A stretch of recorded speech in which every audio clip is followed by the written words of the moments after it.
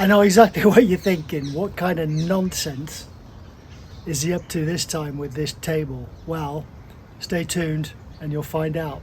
This table could fix your swing.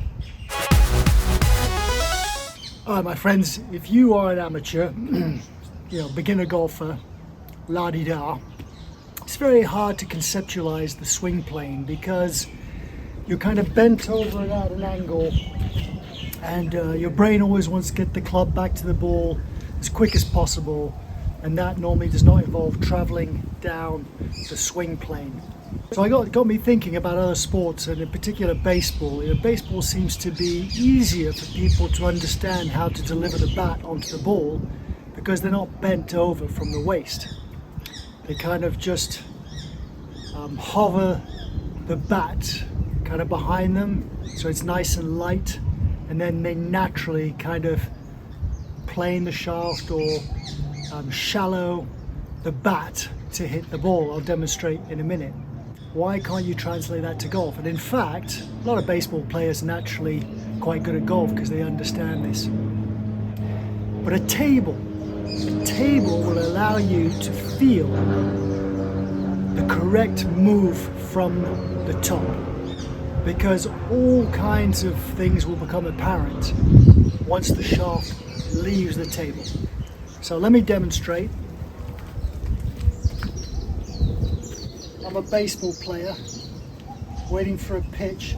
The reason the bat's here is because if the bat was here, it's heavy. It feels like it's heavy to move it. So it's here, pitch comes, flatten out the bat, whack the ball. Okay? Golf is no different, but we're actually on an inclined plane. So if golf was at chest high, if the ball was kind of like here, you'd just naturally turn and hit it. Bang. You turn, hit it.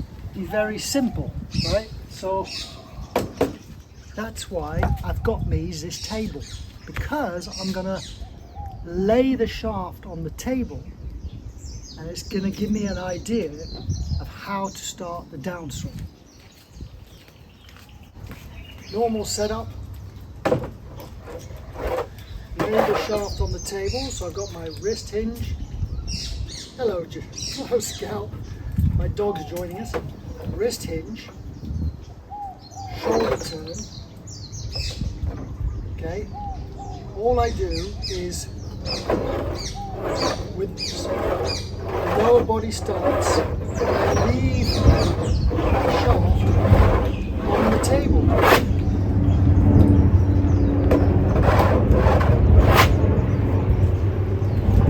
That's all you're doing, although you're bent over. Anyway, so when you're stood upright, it's quite easy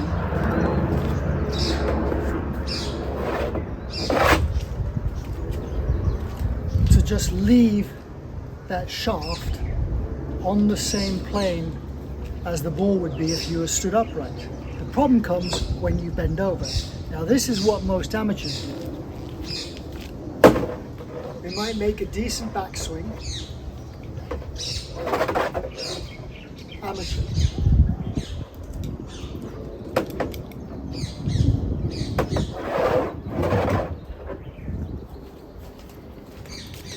So two possible things are going on there. One, if I try and start the downswing with a turning of the shoulders, immediately that shaft wants to come off the table.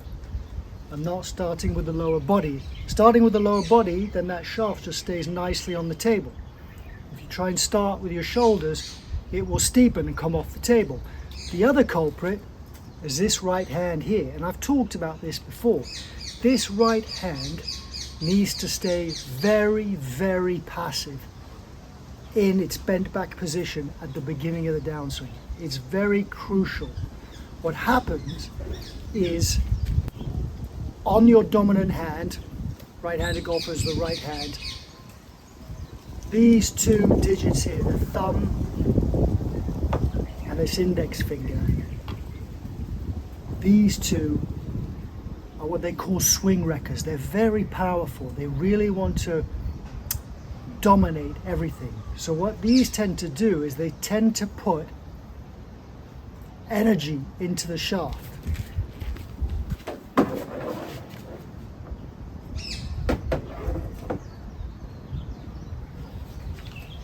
And as soon as you do that, the club will steepen. You'll release lag, the club will steepen. So those two things are killers.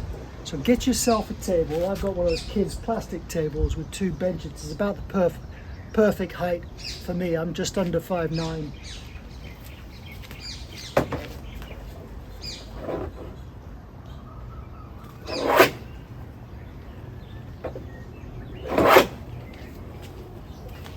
It's the feeling of starting with the lower body and dragging that shaft along the table and letting it slingshot off the table. That's the feeling you want. There's nothing going on with the arms. There's nothing going on with the wrists. I'm just allowing it to all happen by the movement of my lower body. And then when I get the shoulders back round to where they should be, that's when I can go as hard as I want with the arms and hands.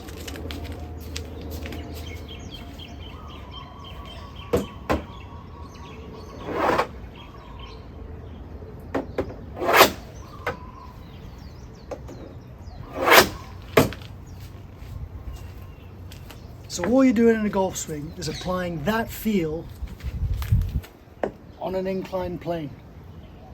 That's all you're doing. The table isn't completely horizontal anymore. The table is at an angle. All right. The table could actually improve your swing. I just want to quickly add something here because I don't want to give people the wrong idea. Now, you know, there's all different types of swing theories like single plane, dual plane, all that kind of stuff. But you'll notice with a lot of pros, they are on kind of like the plane that the shaft creates at address from about waist high to waist high.